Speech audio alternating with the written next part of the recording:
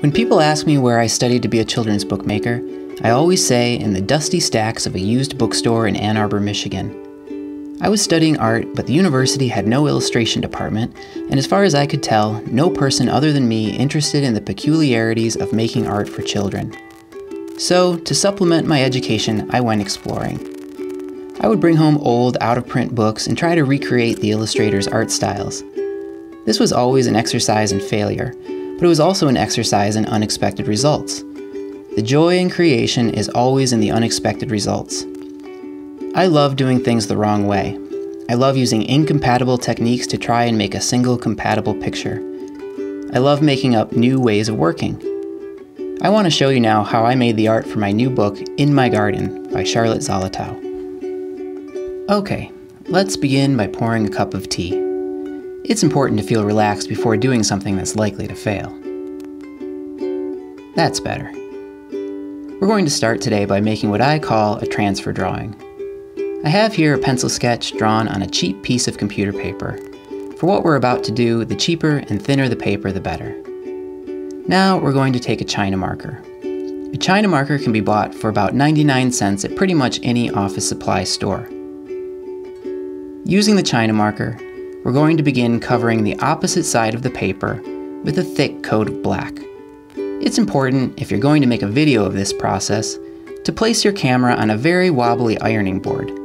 That way, your video will look as unprofessional as possible. This isn't very exciting to watch, so I think we should speed it up a little. That's me, by the way, playing the ukulele in the background.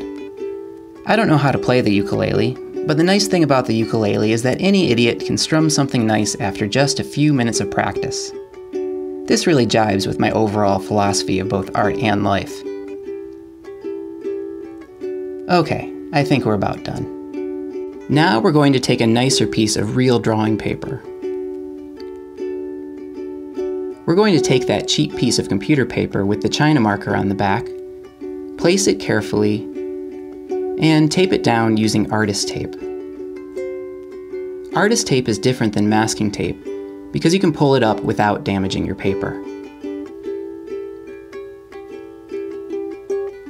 Now we're going to select our drawing tools.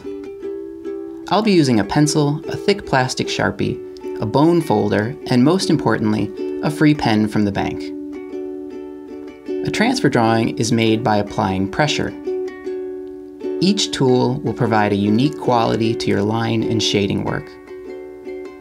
I love the line made by a ballpoint pen. I probably use this free pen from the bank most of all when making the art for In My Garden.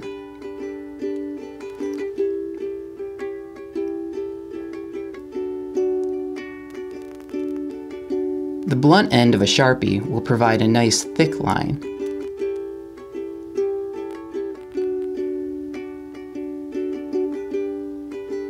And the bone folder is great for delicate areas of shading.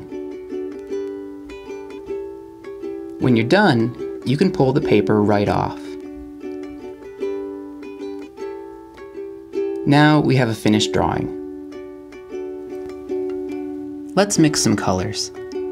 We're going to make a 5-color monoprint today. I'm using oil-based etching inks. I like to add a little bit of transparent medium and sometimes also some burnt plate oil to improve viscosity. We're going to start with blue. The blue inks are so powerful that it only takes a tiny bit to mix your color. That's why I'm adding the blue to the white, which is much less powerful. I love mixing colors. I could do this all day long. Next, we'll make red. Red is my favorite color. Except for maybe yellow. I love a good yellow. Greens are nice, but also very difficult to mix. And finally, we have brown. Browns are never much trouble. Let's make a monoprint. I've scanned my drawing into the computer and printed it out in reverse. Printmaking is always done in reverse. It can be tricky to think about your picture backwards, but eventually you get the hang of it. After taping down my drawing, I'm going to place a clear sheet of plastic over top. Then I'll tape that down as well. It's important that everything stays in one place. Now I'm going to take a sheet of 140-pound hot press watercolor paper, and place that carefully over my drawing. I'll tape just the top of the paper to create a hinge.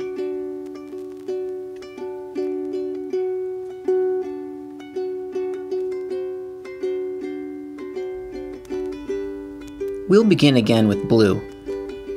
Using a rubber brayer, I'm going to roll a thin, even layer of blue ink onto the plastic sheet. It needs to be a thin enough layer to see your drawing underneath. Now I'll begin wiping away any unneeded ink. I'm using a paper towel here. The paper towel will leave some rough and raggedy marks behind, but I like those kind of marks. I think they give the print extra life. A Q-tip is nice for small and hard to reach areas.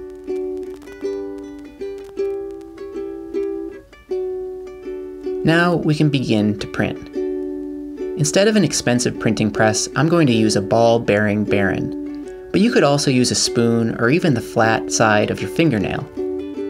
Moving in small circles, I apply gentle pressure to the print. When I pull up the paper, an impression of the blue will be left behind. Let's watch as the rest of the print is made.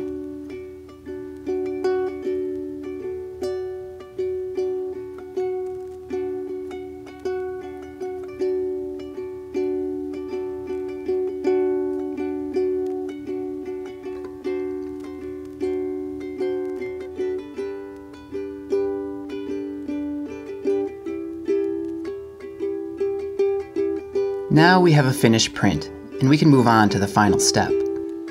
I've placed my print onto a light table. I'm going to take that computer printout of my transfer drawing and place it over top of my color image.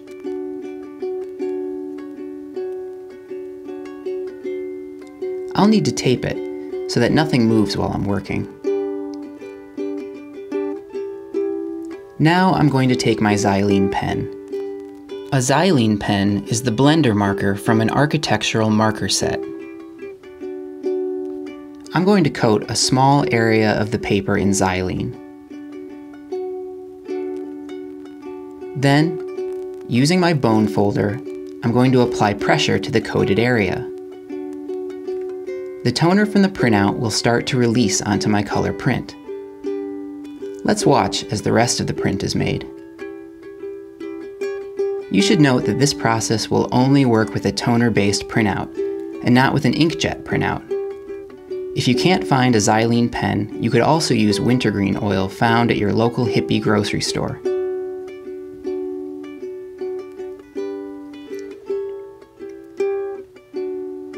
We finally have a finished piece of art. I hope you enjoyed seeing how the art for my new book was made. I hope also that you'll try some of these techniques at home. Till next time, this is Philip Stead.